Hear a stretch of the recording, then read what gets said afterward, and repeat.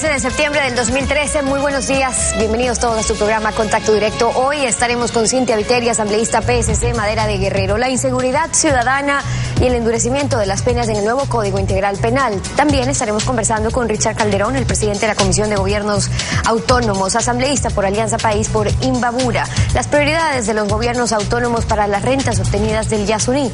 Y además Edgar Ish, ex ministro del Ambiente, miembro del MPD en el tema del Yasuní, ha sido colaborador también. Los depredadores del ambiente, derecha o izquierda. Lo conversamos. El Tribunal Quinto de Garantías Penales de Pichincha dictó sentencia en el proceso que por presunta estafa denunciaron los perjudicados de la empresa Unión Constructora. El tribunal declaró culpables a Javier Pachacama Pérez, dueño y presidente de Unión Constructora, y a Yadira Torres Carvajal, su esposa, quien gerenciaba la compañía de construcción. El tribunal libró de responsabilidad penal a la hermana y a la madre de Pachacama. 3 días tuvieron que esperar miles de perjudicados para conocer la decisión de los jueces del Tribunal Quinto de Garantías Penales, que declara culpables por delito de estafa a los propietarios de la compañía Unión Constructora. Este juicio, en donde existen 1.491 afectados, inició hace 8 meses. Juan Wamba, abogado de los procesados, dijo que por su parte han presentado pruebas suficientes de descargo. Todavía no tenemos, como ustedes saben, la sentencia en firme. No sabemos cuál va a ser la pena, por lo tanto el pronunciamiento con respecto a eso no lo podemos hacer en este momento. Añadió que solicitará que se levanten las prohibiciones sobre los bienes familiares de los representantes de Unión Constructora, para que estos también entren al proceso de liquidación. Donde se va a transparentar la venta justamente como un organismo de control. Por su parte, el acusador particular, William Aguawiña, dijo que finalmente se hizo justicia. Con esto quiere decir que hoy tenemos la esperanza de recuperar los dineros. Y aseguró que iniciará una nueva acción por enriquecimiento ilícito a fin de que se le incaute todos esos bienes, y si los señores que públicamente lo dijeron en el tribunal que no quieren tener ya problemas y quieren pasar los bienes, que lo hagan antes que se dé la otra indagación, que lo hagan, pero lo hagan, lo pasen. $8 millones sería el perjuicio para los 1.491 perjudicados, que aún tendrán que esperar por la devolución del dinero, la misma que no será inmediata, sino cuando se haya liquidado Unión Constructora.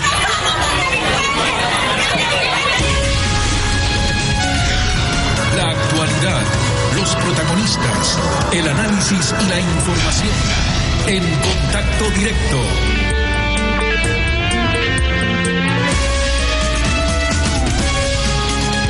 ¿Qué tal, Lenín? Buenos días, ¿cómo te va? Muy bien, Estefa, amigos televidentes, un buen día para todos. El ministro del Interior, José Serrano, presentó a la Asamblea Nacional una propuesta formal para que se la considere dentro del análisis del proyecto del Código Orgánico Integral Penal. En esta propuesta, el ministro Serrano plantea que los autores intelectuales de los homicidios en el país reciban una sanción equivalente al doble de la que se plantea para los autores materiales. Cabe indicar que ya el gobierno había planteado el endurecimiento de penas en el proyecto de Código Integral Penal, pero el ministro Serrano propone endurecerlas aún más. El Partido Social Cristiano y Madera de Guerrero han llevado, y desde hace mucho, la bandera del endurecimiento de penas, por lo que entendemos que una iniciativa de este tipo contará con su respaldo. Esta, la primera pregunta para Cintia Viteri, asambleísta de Madera de Guerrero. Muy buenos días. Buenos días y gracias por la invitación, Lenín. Bien, lógicamente lo que usted dice tiene sentido para nosotros, y tiene sentido porque se trata de poner una pena más dura o un agravante al autor intelectual de un delito, como por ejemplo el sicariato, solo que hace falta una figura adicional, el intermediario. Aquí no solamente es el autor intelectual y el autor material que comete el delito, sino que hay una persona de por medio, que es el intermediario, el que va y busca al sicario que va a cometer dicho crimen. Nosotros estamos en perfecto acuerdo de que el autor intelectual tenga una pena más dura, y también sugerimos que se especifique la pena para el intermediario dentro de un delito que prácticamente es una cadena.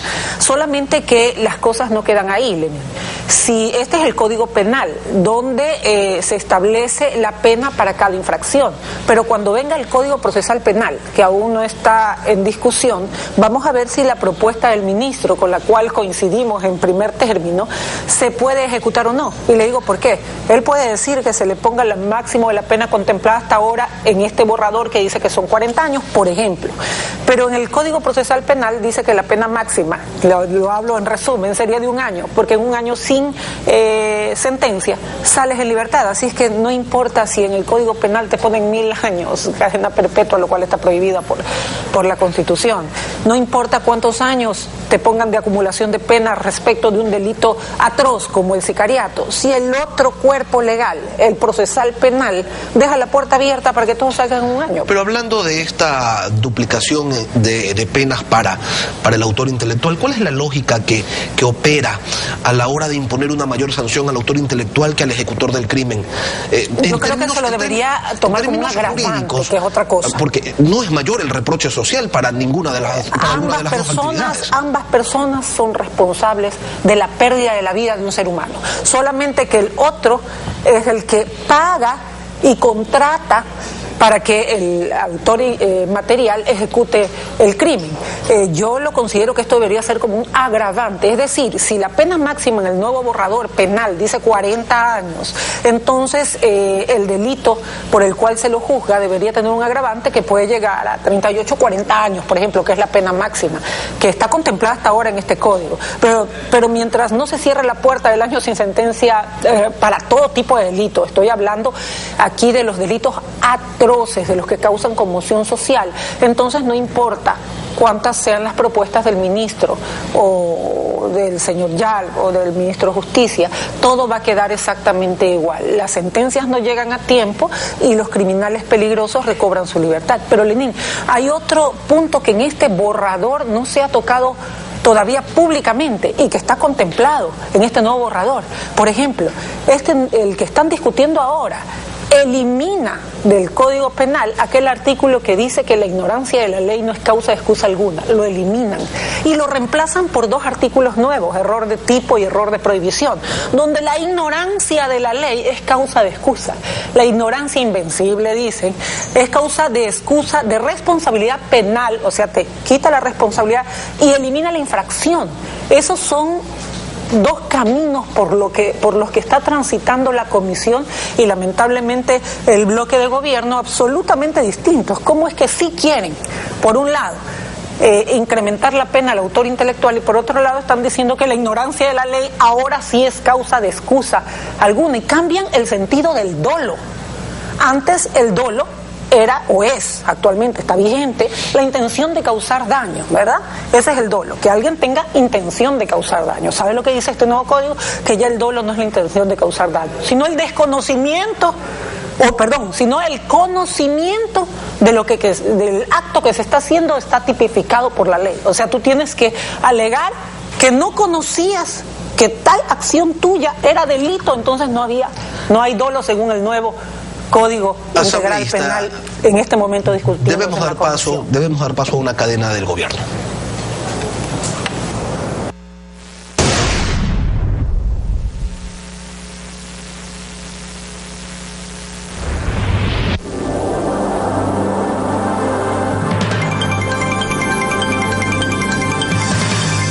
El pasado viernes, la cadena Ecoavisa entrevistó al exministro de Energía, Minas y Petróleos, Alberto Acosta. En la misma se dejó entrever que podría haber doble moral en el tratamiento de los temas hidrocarburíferos desde el gobierno. El entrevistador, Lenín Artieda, y su entrevistado, Alberto Acosta. Quisiéramos mostrarle en primera instancia un fragmento de un Wikileaks en el que se señala lo siguiente. En un giro irónico, el mismo día que el gobierno del Ecuador dio a conocer su propuesta de mantener el petróleo bajo el suelo, Petroecuador hizo una aplicación de visas para que una delegación viajara a Washington a encontrarse con potenciales desarrolladores estadounidenses del bloque ITT. Quien manejaba Petroecuador, quien era presidente de Petroecuador, era Carlos Pareja Llanuselli. Conozcamos qué ocurrió en realidad y escuchemos para ello la explicación del entonces presidente de Petroecuador, Carlos Pareja Llanuselli. ya que el mismo fue mencionado por el exministro Alberto Acosta. Eso es absolutamente falso. Jamás fuimos a Washington a negociar nada, por varias razones. La primera, que en Washington no están las petroleras. La segunda, que un presidente de Petroecuador necesita de una autorización superior para salir del país. Y en tercer lugar, porque no estábamos en ninguna etapa de negociación con ninguna petrolera sobre el ITT. Todas eran alternativas que teníamos para primero encontrar la viabilidad técnica, viabilidad económica, viabilidad ambiental, viabilidad legal, para después entonces iniciar una negociación. Todavía no estábamos en la etapa de negociación. Sigamos la entrevista de Ecuavisa. Acosta, exministro de Energía, Minas y Petróleos. Recordemos que él, a espaldas ministro, en contra de la ley lo que establecía en esa época, incluso trató de negociar con un consorcio formado por chinos, brasileños y chilenos la entrega del campo ITT. Mucho antes de que nos hayamos ya estabilizado en el gobierno, él tenía ahí el plan de explotación del ITT. Ahora escuchemos a Carlos Pareja Llanuselli, a esa fecha, presidente de Petroecuador. Absolutamente falso también. El presidente de Petroecuador no puede actuar por sí solo. Petroecuador se somete a las políticas que le impone el directorio y el ministro de Energía de aquel entonces, ahora se llama Ministerio de Recursos Naturales No Renovables, a las políticas que le impone el ministro como máxima autoridad del sector. Y como podemos demostrar en varios documentos, el ministro de Energía estaba totalmente a favor de la explotación del ITT. En estos documentos que voy a mostrar, tenemos en primer lugar un oficio que le envía el ministro de Energía y Minas, el economista Alberto Acosta, al señor presidente de la República, donde le señala 4 alternativas de explotación del ITT, 4 alternativas de explotación, y le dice en este documento que va a analizar estas alternativas y que oportunamente le va a enviar un informe al respecto. Es decir, en marzo del 2007, el economista Alberto Acosta estaba totalmente por la explotación. ¿Qué dice el documento, ingeniero? Este documento le dice las cuatro alternativas. Aquí tenemos la firma del economista Acosta y manda copia a algunas autoridades, entre esas me manda a mí como presidente de Petroecuador. Leamos otra vez. 21 de marzo 2007. Oficio al presidente de la República, Rafael Correa. Alberto Acosta, ministro. Proceso de desarrollo del campo Ispingo, Tambococha, Tiputini, ITT. Tengo a bien comunicarle lo siguiente. La cartera de Estado a mi cargo asumirá la planificación y dirección de este proceso, en el que Petroecuador será el ejecutor bajo los lineamientos del Ministerio. 3. Para la ejecución misma del proyecto y bajo la premisa de que el Estado, a través de Petroecuador, es el propietario de las reservas, existen varias opciones que deben ser contempladas en el análisis. Participación de Sinopec, ENAP, Petrobras, asociación con PDVSA, Petroecuador, la empresa petrolera desarrolla el campo ITT. Alianzas, combinando las anteriores, inclusive se tiene propuestas de capital privado. 4 opciones propuestas por el ministro Alberto Acosta para explotar el Yasuní ITT. Marzo 2007. ¿Qué más se escuchó y se vio en Ecuavisa? Quedemos en una cosa muy clara para que la ciudadanía entienda. La iniciativa Yasuní ITT de dejar el crudo en el subsuelo fue una opción que se construyó desde la sociedad civil y que fue asumida en el gobierno del presidente Correa.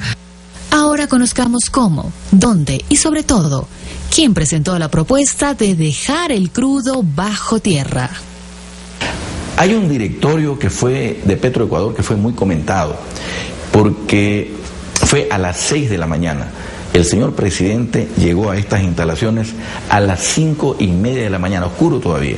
6 en punto inicia ese directorio, y en ese directorio el señor presidente, por primera vez un presidente de la República presidía un directorio de Petroecuador.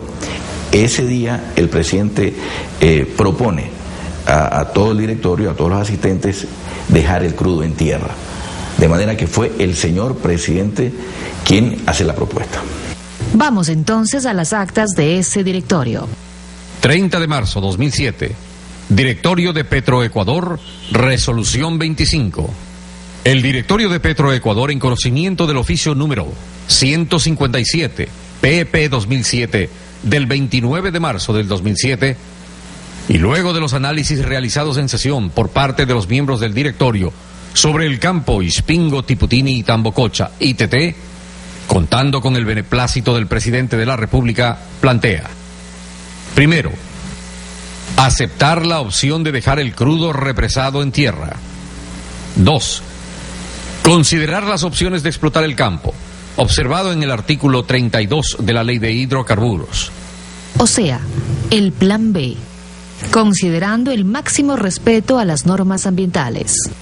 Es decir, fue el presidente Rafael Correa quien propuso al directorio de Petroecuador dejar el crudo del ITT bajo tierra, apenas 3 meses después de asumir el mandato. La iniciativa Yasuní ITT tomó forma. Regresemos a la entrevista del exministro de Energía, Minas y Petróleos, Alberto Acosta. Por un lado había ya el deseo de extraer el crudo Lenin y por otro lado apareció la posibilidad de esta. Y tuvimos 2 posiciones, la defendida por Pareja Yanuseli, presidente de Petroecuador, para extraer el crudo, y la defendida por el ministro de Energía y Minas, Alberto Acosta, quien le habla, para dejar el crudo en el subsuelo. Y el día 30 de marzo del año 2007 se tomó una decisión salomónica con la presencia del presidente Rafael Correa. Esta es la realidad. Siempre hubo esas 2 opciones. Es decir, siempre hubo esas 2 opciones, plan A y plan B. Aunque Acosta dice ahora que él siempre estuvo por la opción de dejar el crudo bajo tierra. ¿Acaso se olvidó de la agenda estratégica para el cuatrienio 2007-2011, elaborada por él mismo? Junio 2007. La agenda energética 2007-2011, elaborada por el economista Alberto Acosta, ministro de Energía y Minas de ese entonces, en junio del 2007, dice, entre otras cosas: planificación económica integral de crudos pesados, 2 puntos.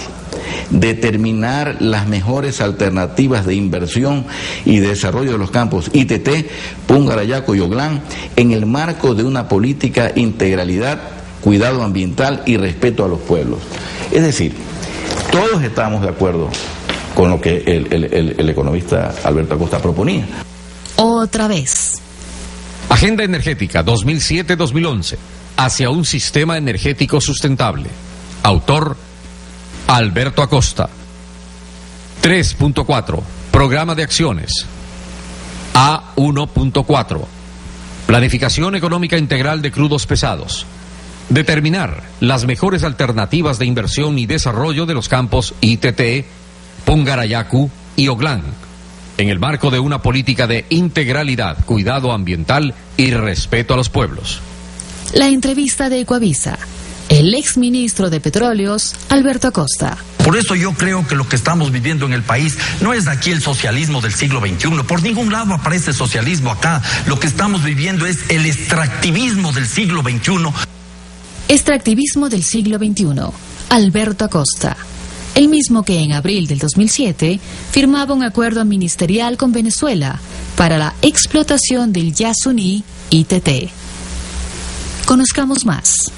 Un documento muy, pero muy importante, que es un acuerdo que firmó el señor ministro de Energía, Alberto Acosta, en ese entonces, con el ministro de Energía de Venezuela, para, entre otras cosas, la explotación del ITT. Está muy claro aquí cómo, al firmar el economista Alberto Acosta este documento, fija la política petrolera de ese entonces, y a Petroecuador no le tocaba más que seguir con la política que había fijado la máxima autoridad del sector, el ministro de Energía, Alberto Acosta. ¿Qué dice el documento, ingeniero? El documento dice textualmente: proyecto integrado para la exploración y explotación de crudos pesados en el bloque ITT.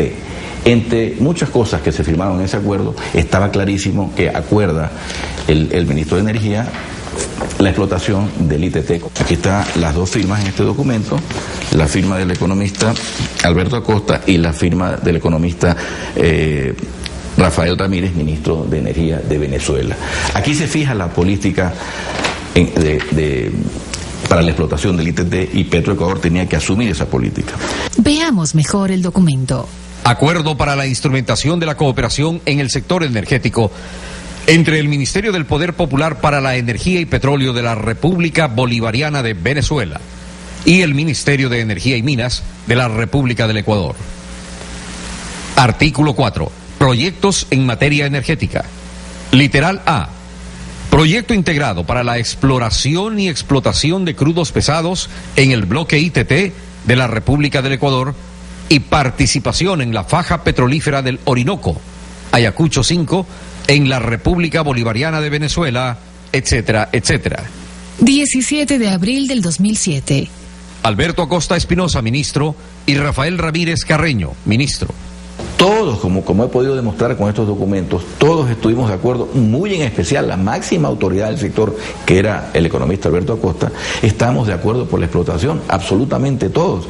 Y había que manejar esa política, porque Petroecuador se somete, como he dicho, a las políticas que le impone el directorio y el ministro como máxima autoridad.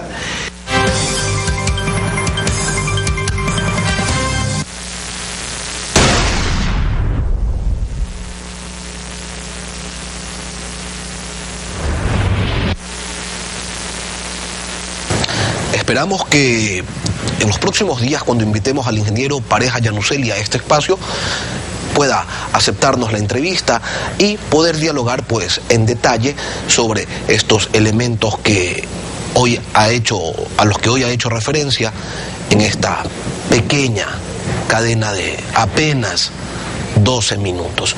Vamos a continuar con la entrevista con la asambleísta Cynthia Viteri. Estábamos hablando de la propuesta del gobierno de aumentar las penas, una propuesta que está generando algunas reacciones dentro del mismo movimiento. Escuchemos cuál es el criterio de la asambleísta Gina Godoy al respecto. Si la sugerencia es que el autor intelectual de una infracción penal, y hablamos del sicariato, reciba el doble de la sanción que se le impone al ejecutor, si la Administración de Justicia le pone al ejecutor 23 años, que es la mínima, significa que el autor intelectual tendrá 46, cuando justamente en la propuesta que vino del Ejecutivo sugería la figura de acumulación de penas que tiene un techo que es 40 años. El sicariato es una figura, nadie puede ser indiferente a un hecho como ese, y si bien nos provocan ira, impotencia, rabia, también como legisladores tenemos que pensar con cabeza fría y no pretendemos incorporar algo que la Constitución prohíbe, y es esto es la cadena perpetua. En este caso no sería una cadena perpetua. 46 años, y el autor intelectual tiene 50. ¿Es un elemento a considerar o no, asambleísta? La edad de quien contrata a alguien para matar está sugiriendo que sea un atenuante. Mire, nosotros lo que señalamos en concordancia con la acumulación de penas que está en el mismo borrador de ellos es que este sea un agravante, que vaya por lo menos hasta el límite o hasta los 40 años, que es el límite que señala este borrador. Yo lo escuché al legislador de gobierno, el legislador andino, que decía que él no recibía órdenes del ministro ni de nadie, pero esta no es una orden del ministro, este es un clamor popular, es la gente que está aterrorizada respecto de los hechos de sangre que se viven día a día, las que claman una mayor intervención de la justicia, justamente para obtener eso que tanto señalan cuando se comete un delito. Usted ha visto que cuando haya un hecho atroz, la gente, ¿qué es lo que pide? Justicia, eso es lo que pide, y eso es lo que se supone un cuerpo como este traería, pero insisto, el ministro está viviendo ahora en carne propia, en el mando del ministerio donde está, los hechos delincuenciales diarios que vive la ciudadanía. Pero lo que está en el hecho por el bloque de ellos, como les señalé hace un momento, que el dolo deja de ser la intención de causar daño para convertirse en que dolo es el conocimiento de la ley, y por otro lado anulan el artículo que dice que la ignorancia de la ley no es causa de excusa alguna, y ponen otro que dicen que ahora sí la ignorancia de la ley es causa de excusa, tanto de la responsabilidad penal como de la infracción penal. Entonces están yendo por caminos absolutamente distintos. De estos temas se viene discutiendo desde hace tiempo. El 2 de noviembre del 2011, el fiscal Galo Chiriboga señalaba en una nota del diario público Pepe lo siguiente: el endurecimiento de las penas no disuadirá a los delincuentes de cometer delitos en ausencia de un sistema de rehabilitación social adecuado que satisfaga las necesidades de la población privada de la libertad. Y ese era el criterio de muchas personas dentro del gobierno asambleísta Viteri, pero resulta que el gobierno ha hecho una inversión importante en el sistema penitenciario del país, sumado a la importante inversión para la reestructuración del sistema judicial, sumado a la importante inversión que se ha hecho en los elementos de la Policía Nacional. Y se supone entonces que ya deberíamos tener a estas alturas al menos una leve mejoría en lo que significa la rehabilitación de las personas privadas de la libertad. El sistema de rehabilitación de las personas privadas de la libertad no depende de nuevas cárceles solamente, no depende de que tengan mejores condiciones respecto del hacinamiento en el que están viviendo ahora, depende de otros elementos, como por ejemplo una política laboral penitenciaria, que tengan la oportunidad de trabajar inclusive para el Estado, para producir algo que les permita reincorporarse a la sociedad cuando salgan de cumplir su pena. Esto, a mi criterio, están caminando en círculos, no van a ningún lado. Por un lado el ministro quiere endurecer las penas, por otro lado la comisión dice que ahora el que desconoce la ley no es responsable, por un lado se siguen cometiendo hechos delictivos atroces y por otro lado sigue habiendo la disposición de que en cualquier delito en un año están libres. Por un lado se hacen nuevas cárceles, pero para mantenerlos aún sin ningún propósito respecto de su rehabilitación. Y todos seguimos pensando, bueno, ¿cuándo las cosas cambian? La política de combate a la delincuencia es integral, es gobiernos seccionales, en eso es el municipio y la prefectura, son ciudadanos, es la rehabilitación social, son políticas carcelarias, son leyes, son jueces, es el sistema judicial. No es solamente una persona que pide que para un delito se acumulen las penas, es todo un proceso que aquí no se está llevando a cabo en su totalidad. Ojalá y entre los mismos estamentos de gobierno se pongan de acuerdo. ¿Qué mismo quieren? ¿Dejar en libertad todos los años a personas altamente peligrosas o ponerles acumulación de penas de hasta 40 años? No se entiende realmente qué es lo que quieren. Criterios de Cintia Viteri, asambleísta por Madera de Guerrero, a propósito del proyecto de Código Integral Penal y la propuesta de incrementar las penas 7 y 28 en Contacto Directo. En breve estaremos con Richard Calderón para hablar sobre las prioridades para los recursos de la explotación del ITT y las recomendaciones del informe de la Comisión de Gobiernos Autónomos sobre la zona intangible. Regresamos con eso, quédese con nosotros. Nada destruye más el respeto por el gobierno y por la ley de un país que la aprobación de leyes que no pueden ponerse en ejecución. Lo dijo Albert Einstein, Premio Nobel de Física, en 1921.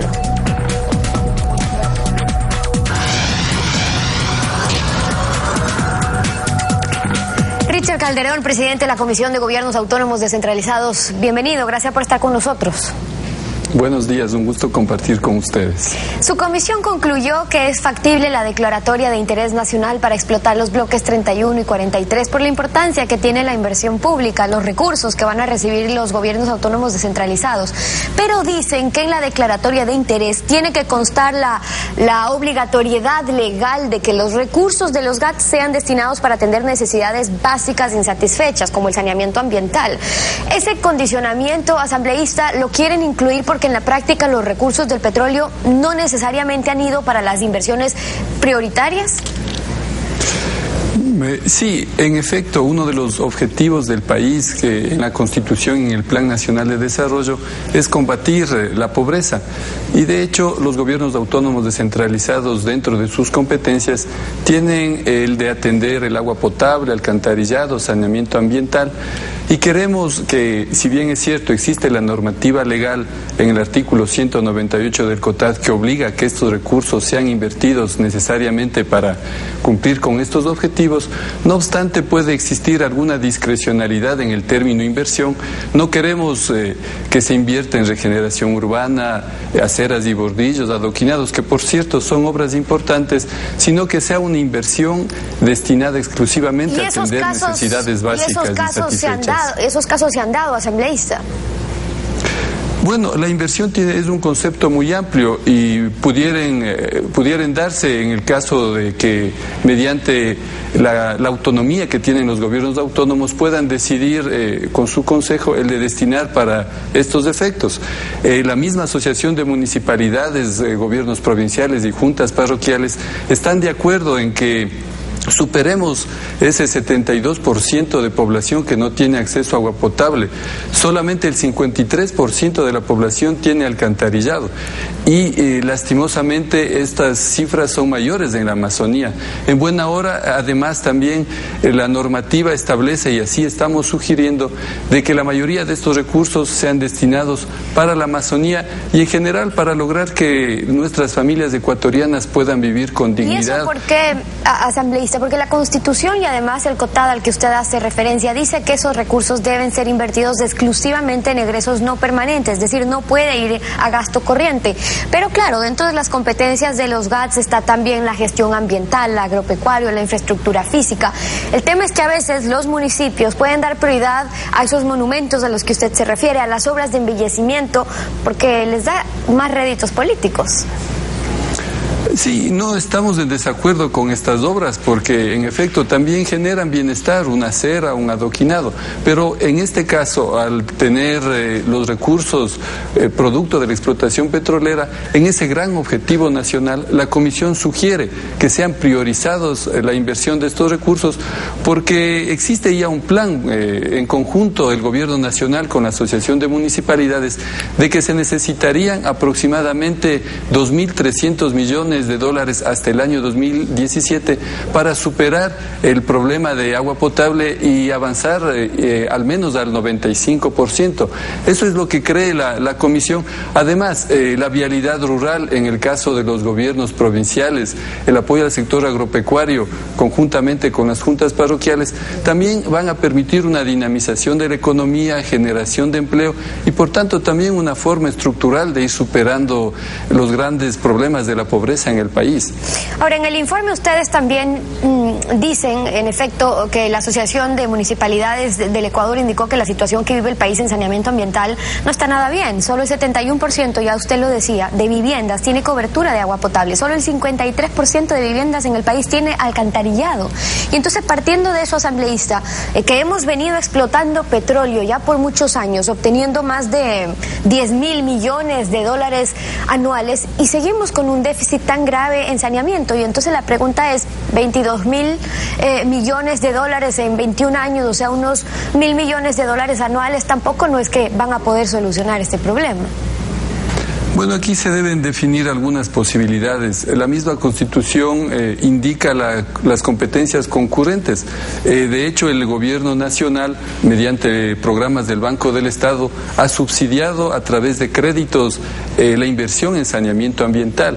También se debe señalar de que hoy, a diferencia de años anteriores, de décadas que se ha venido explotando el petróleo, hoy, dada la voluntad política de este proyecto de la Revolución Ciudadana, se ha reformado, por ejemplo, la ley de hidrocarburos que establece que el 12% de los excedentes del petróleo deben ser invertidos en los mismos territorios.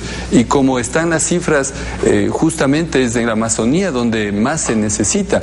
Hoy, además, hay un acuerdo nacional con la Asociación de Municipalidades, de Gobiernos Provinciales, de juntas parroquiales, de ir avanzando en la erradicación de estos graves problemas que tienen que ver con la salud de nuestros habitantes, tienen que ver con la calidad, con las condiciones de vida que todos anhelamos cambien en el país y mejoren, de hecho.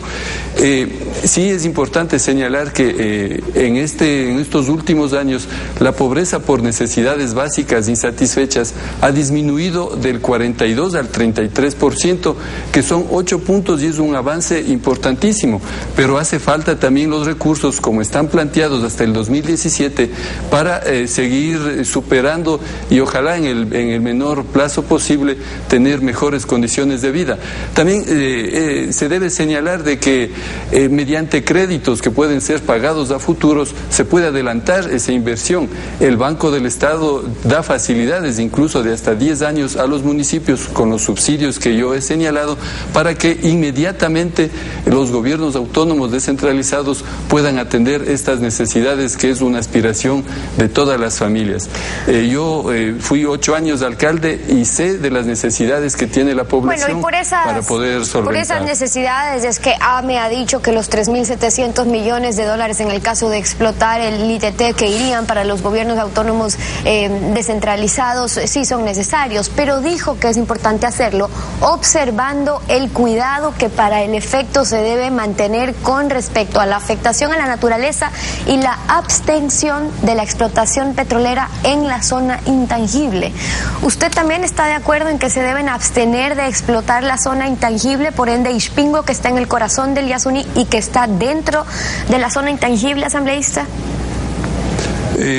Luego de escuchar a la representante de la Asociación de Municipalidades, de revisar la normativa legal y en acuerdo con todos los asambleístas, estamos sugiriendo a la Comisión de Biodiversidad que se precautele la zona intangible. Hoy existe la tecnología necesaria para hacerlo de manera horizontal, la explotación. Y el de no explotar en esta zona implicaría el dejar de percibir aproximadamente un 10% de esos 18.000 millones de dólares, de acuerdo al informe presentado por Petroamazonas y algunos ministros, por lo que sí sería factible el evitar la explotación en la zona intangible. Además, estamos recomendando que exista el menor impacto posible a temas culturales, ambientales, económicos, sociales. Se ha indicado, de acuerdo al informe de Petroamazonas, que existe ya un código de conducta que obligaría que en caso de avistamiento de pueblos no contactados, suspender la explotación y precautelar de esta manera lo que significa la zona intangible. Lo que pasa, asambleísta, es que el artículo 101 del COTAT, y que también lo incluyen, dice que los territorios de los pueblos en aislamiento voluntario son de posesión ancestral, irreductible, intangible, y que en ellos estará vedado todo tipo de actividad extractiva. Por eso es que ustedes concluyen que en base a la norma constitucional y a los criterios vertidos por los asambleístas integrantes de las comisiones, se debe precautelar la zona intangible. Ixpingo Sur está dentro de la zona intangible, pero en Ixpingo en general se pretende hacer 180 pozos. En Ixpingo no está el 10%, en Ixpingo está la mitad de todos los recursos que se quieren explotar. Si hablamos de 18.000, hablamos de 9.000 millones de dólares. Entonces vale la pena también sacrificar, sí, quizás la mitad de los recursos, pero preservar Ixpingo, que es la zona intangible en el corazón del ITT, y solo explotar las 2T. A ver, de lo que se nos ha informado en la comisión, Ixpingo sí tiene una alta participación en estos 18.000 millones de dólares, cerca del 50%, pero es una pequeña parte en el área sur la que contiene los pozos que estarían en la zona intangible. Si se evitan estos pozos y se utiliza, como manifestaba, una tecnología de explotación horizontal, se estaría precautelando totalmente el área intangible y, de acuerdo a la proyección económica, sería, como dije, el 10% que no se percibiría, porque los demás pozos sí podrían explotarse al no estar ubicados en la zona intangible, por lo que es viable. Vamos a analizar, todavía estamos previos al informe para primer debate, y habrá la oportunidad de ir aportando a una declaratoria de interés nacional que contenga muchas de las recomendaciones que se han analizado en las diferentes comisiones. Y esa es la postura de Richard Calderón, presidente de la Comisión de Gobiernos Autónomos Descentralizados, hoy en Contacto Directo. Muchas gracias por haber estado con nosotros. A ustedes, muchas gracias. 7 de la mañana con 44 minutos. Vamos a una pausa. Cuando regresemos, Edgar Ish, la explotación petrolera en el Yasuní, las posturas políticas sobre la conservación del ambiente. Ya regresamos, quédese con nosotros. Es más fácil hacer leyes que gobernar, lo dijo León Tolstoy, escritor ruso.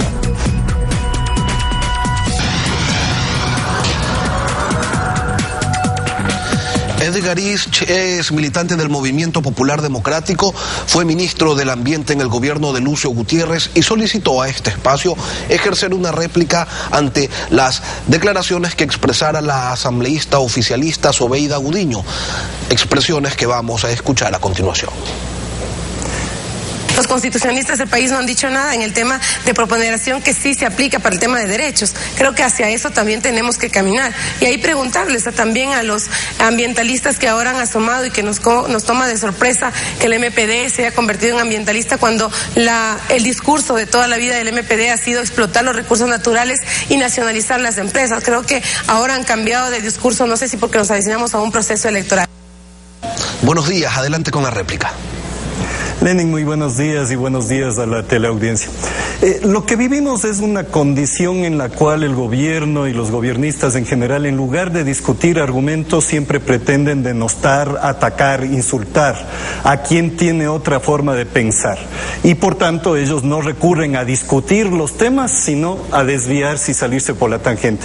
Yo quisiera muy brevemente demostrarle, entre otras cosas, un libro que recoge los materiales y los primeros discursos de Jaime Hurtado en la Asamblea, en el Congreso Nacional, cuando recién retornamos de la dictadura contra la cual muchos de nosotros sí estuvimos peleando, cuando Jaime Hurtado ya en esas épocas presenta una revisión de las concesiones forestales, señalando, entre otras cosas, el desequilibrio ecológico ocasionado por la tala indiscriminada de los bosques.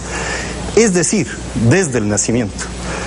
Había una linda foto del bloque del MPD encabezado por Juan José Casteló que impedían que se reprima un plantón en el Congreso Nacional de las organizaciones ecológicas que luchaban contra el hecho de que se ponga patentamiento a los seres vivos en 1996, cuando se discutía la ley de propiedad intelectual.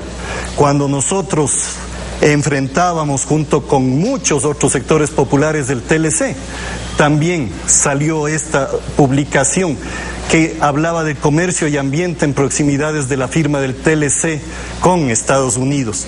Y eso nos ha llevado incluso a actualizar nuestra declaración de principios, porque como organización que aprende de su propia experiencia y aprende de su pueblo, en el 2010 la Asamblea, la Convención Nacional del MPD, estableció en su declaración de principios la necesidad de luchar por el buen vivir en armonía con la naturaleza. Nuestra práctica en el Ministerio, y en eso quiero resaltar, más allá de actos puntuales, 3 aspectos que tienen que ver no con realizaciones, sino esencialmente con demostración de la ética política con las que nos manejamos y que nos llevaron a enfrentarnos incluso con posiciones al interior del gobierno en el que estuvimos. Porque nosotros, cuando hubo el derrame petrolero en Papayacta, entregamos toda la investigación del Ministerio a que la Fiscalía inicie el juicio por un crimen ambiental. Nos decían, pero ¿cómo es posible que ustedes pongan juicio si el oleoducto es Petroecuador? Pues Petroecuador tenía que responder, y en ese momento tenía que responder también, porque las hipótesis de todos nosotros eran de que la afectación fue directa por OCP, también OCP. Ese fue uno de los múltiples enfrentamientos. Cuando no tuvimos una respuesta adecuada en el gobierno frente al desarrollo de las maniobras UNITAS en el momento en que llegaban las ballenas al Ecuador en su tránsito anual, nosotros tuvimos que salir a los medios de comunicación y logramos finalmente que las maniobras cambien totalmente su parámetro y no tuvimos ninguna ballena varada, ninguna ballena afectada. Queda claro que su interés por el medio ambiente no es una cosa de ahora, pero quisiéramos que nos aclare una expresión suya ahora. Usted ha señalado que la explotación del Yasuní no es un tema técnico sino político. ¿A qué se refiere? Al hecho de que no es como plantea el gobierno, de que no hay alternativa. Siempre en política y economía hay alternativa, y depende en qué lado social uno se ubique. Si se ubica con las empresas transnacionales y con las clases dominantes, o si se ubica con los pueblos no contactados y con los sectores populares, va a tomar la decisión frente a las diversas alternativas. Y esa alternativa, ese tomar decisión, es un tema político. Lo técnico es secundario, aunque se haga una mitología sobre la tecnología de punta que no garantiza absolutamente nada. Nosotros estamos frente a un fenómeno en el cual se corre el riesgo un punto de altísima biodiversidad, razón suficiente para no explotar. Se corre en riesgo una condición de etnocidio de los pueblos libres no contactados, razón suficiente para no explotar. Pero además existen otras posibilidades de fuentes, como poner los impuestos igual que a todos los ciudadanos ecuatorianos y sin tanto beneficio a las grandes corporaciones y a los grandes grupos económicos, como nacionalizar las telefónicas, como incluso hacer menos propaganda estatal que atosiga a la ciudadanía, con lo cual tendríamos recursos para muchas cosas. En el 2011 el estudio La Iniciativa Yasuní-ITT desde una perspectiva multicriterial, realizado por María Cristina Vallejo, Carlos Larrea, Rafael Urbano y Fander Falconi, señalaba que desde una perspectiva integrada y multidimensional la iniciativa Yasuní-ITT es más favorable para el Ecuador frente a las versiones de extracción petrolera en el campo ITT. Sin embargo, desde la perspectiva del gobierno, 18.000 millones de dólares son 18.000 millones de dólares, y contra eso parecería que no hay nada. Ahí tenemos dos perspectivas en pugna. La perspectiva que valora más la vida y la perspectiva de quienes sostienen que lo fundamental en realidad es tener dinero. Imagínese usted un padre de familia que por tener dinero sea capaz de vender a sus hijos. Un padre de familia que diga que necesita vender a uno de sus hijos porque tiene que dar de comer a los demás. En el momento que estamos hablando del peligro de etnocidio, estamos hablando de algo muy similar, y es un peligro absolutamente real. El libro al que ustedes hacen referencia efectivamente dice que incluso en lo económico esa era la mejor alternativa. Y la primera comisión nombrada, que estaba integrada por Roque Sevilla, Yolanda Cacabal, Fander Falconi, demostró que era la mejor iniciativa cuando ya tenían, de alguna manera, con confirmaciones, con ofrecimientos y demás, la posibilidad de alcanzar 1.600 millones en un solo año, cuando el fideicomiso tenía que alimentarse en 13 años. Además de eso, tenemos la experiencia exitosa que tiene Costa Rica, que se declaró país no solo sin explotación petrolera en sus parques nacionales, sino país libre de minería a cielo abierto además. Tenemos otras condiciones exitosas. Y si quieren ver el lado contrario, ya que nos hablan de países desarrollados, veamos lo que sucede con la explotación petrolera a partir de arenas bituminosas en Alberta, Canadá. Destruyeron bosques nativos, bosques vírgenes, para hacer una minería a cielo abierto de donde se extrae brea, para entendernos en sentido común, con tecnología de punta que es a la vez la más contaminante de las tecnologías en el sector petrolero. Entonces la tecnología de punta no garantiza nada, porque la tecnología depende de cuáles son sus intenciones. Y podemos tener tecnología de punta para curar en los hospitales, o podemos tener tecnología de punta para tener armas de destrucción masiva. La tecnología petrolera tiene un solo propósito: producir más rápido y producir a menor precio. Su propósito no es la protección ambiental y menos aún la restauración. O si no, preguntémonos dónde está la tecnología de punta que ha compuesto y ha curado lo que Texaco hizo. ¿Dónde está la tecnología de punta que nos devuelve a los pueblos tetetes y anzahuaris, que desaparecieron por la explotación petrolera y de la cual solo queda de recuerdo 2 pozos petroleros con sus nombres? Ese es una serie de falacias que se utilizan para justificar lo injustificable. Bien. Y si los pueblos tienen derecho, absoluto derecho, a tener alcantarillado, etcétera, etcétera, la opción no es el Yasuní. La opción económica, la opción humana, la opción ambiental y social es trabajar de tal manera de que logremos que haya justicia social, que haya menos inequidad social y que por tanto el problema de la pobreza se enfrente resolviendo esa acumulación de riqueza en pocas manos. Son las expresiones de Edgar Ich, militante del Movimiento Popular Democrático, ex ministro del Ambiente, quien ha ejercido esta mañana su derecho a la réplica. Steph. Con eso cerramos esta emisión de Contacto Directo y como siempre agradeciéndoles a ustedes por habernos acompañado. Mañana, el lunes, nos volvemos a encontrar. Un buen fin de semana para todos. Buen día.